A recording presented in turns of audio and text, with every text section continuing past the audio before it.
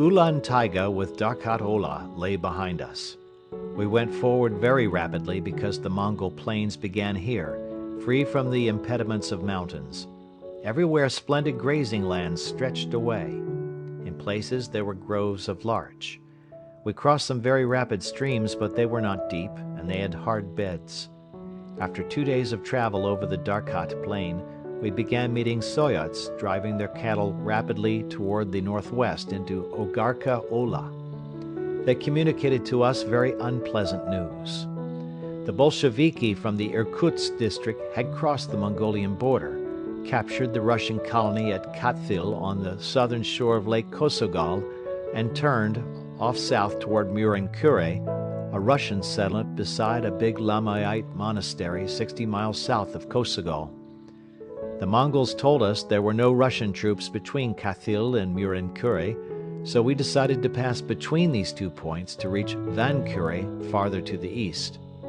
We took leave of our Soyot guide and, after having sent 3 scouts in advance, moved forward. From the mountains around the Kosogol, we admired the splendid view of this broad alpine lake.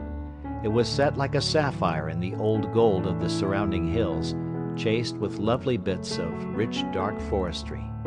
At night, we approached Khathyl with great precaution and stopped on the shore of the river that flows from Kosogol, the Yaga or Inkingol. We found a Mongol who agreed to transport us to the other bank of the frozen stream and to lead us by a safe road between Khathyl and Murin-Kure. Everywhere along the shore of the river were found large obo and small shrines to the demons of the stream. "Why are there so many obo?" we asked the Mongol. "It is the river of the devil, dangerous and crafty," replied the Mongol. 2 days ago, a train of carts went through the ice, and 3 of them with 5 soldiers were lost. We started to cross. The surface of the river resembled a thick piece of looking glass, being clear and without snow. Our horses walked very carefully, but some fell and floundered before they could regain their feet. We were leading them by the bridle. With bowed heads and trembling all over, they kept their frightened eyes ever on the ice at their feet. I looked down and understood their fear. Through the cover of 1 foot of transparent ice, one could clearly see the bottom of the river.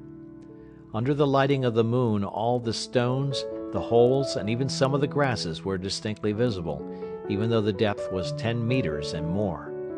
The Yaga rushed under the ice with a furious speed, swirling and marking its course with long bands of foam and bubbles.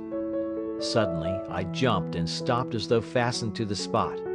Along the surface of the river ran the boom of a cannon, followed by a second and a third. "Quicker, quicker!"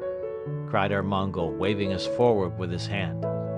Another cannon boom and a crack ran right close to us. The horses swung back on their haunches in protest, reared and fell, many of them striking their heads severely on the ice. In a second it opened up 2 feet wide, so that I could follow its jagged course along the surface. Immediately up out of the opening the water spread over the ice with a rush. "Hurry! Hurry!" shouted the guide. With great difficulty we forced our horses to jump over this cleavage and to continue on further. They trembled and disobeyed, and only the strong lash forced them to forget this panic of fear and go on.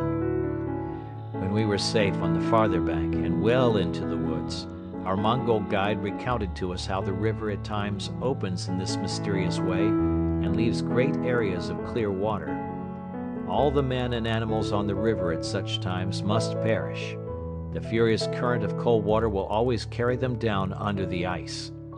At other times, a crack has been known to pass right under a horse, and where he fell in with his front feet in the attempt to get back to the other side, the crack has closed up and ground his legs or feet right off.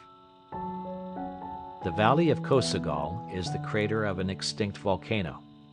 Its outlines may be followed from the high west shore of the lake.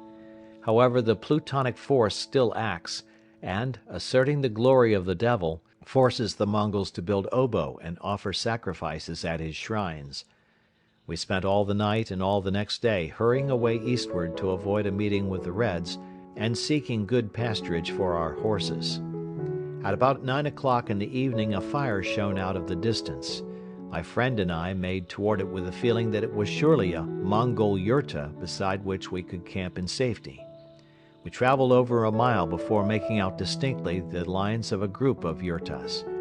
But nobody came out to meet us and, what astonished us more, we were not surrounded by the angry black Mongolian dogs with fiery eyes. Still, from the distance we had seen the fire, and so there must be someone there. We dismounted from our horses and approached on foot. From out of the yurta rushed 2 Russian soldiers, one of whom shot at me with his pistol but missed me and wounded my horse in the back through the saddle. I brought him to earth with my Mauser, and the other was killed by the butt end of my friend's rifle. We examined the bodies and found in their pockets the papers of soldiers of the 2nd Squadron of the Communist Interior Defense. Here we spent the night. The owners of the yurtas had evidently run away, for the Red soldiers had collected and packed in sacks the property of the Mongols. Probably they were just planning to leave, as they were fully dressed. We acquired 2 horses, which we found in the bushes, 2 rifles and 2 automatic pistols with cartridges. In the saddlebags we also found tea, tobacco, matches and cartridges, all of these valuable supplies to help us keep further hold on our lives.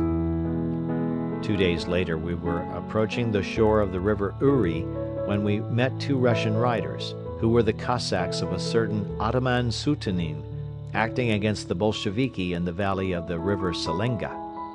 They were riding to carry a message from Sutanin to Kalgorodov, chief of the anti-Bolsheviki in the Altai region. They informed us that along the whole Russian-Mongolian border the Bolshevik troops were scattered. Also that communist agitators had penetrated to Klatka, Ulankom and Kabdo, and had persuaded the Chinese authorities to surrender to the Soviet authorities all the refugees from Russia. We knew that in the neighborhood of Urga and Vankure, engagements were taking place between the Chinese troops and the detachments of the anti-Bolshevik Russian General Baron Ungern Sternberg and Colonel Kazagrandi, who were fighting for the independence of Outer Mongolia. Baron Ungern had now been twice defeated, so that the Chinese were carrying on high-handed in Urga, suspecting all foreigners of having relations with the Russian general. We realized that the whole situation was sharply reversed. The route to the Pacific was closed. Reflecting very carefully over the problem, I decided that we had but one possible exit left.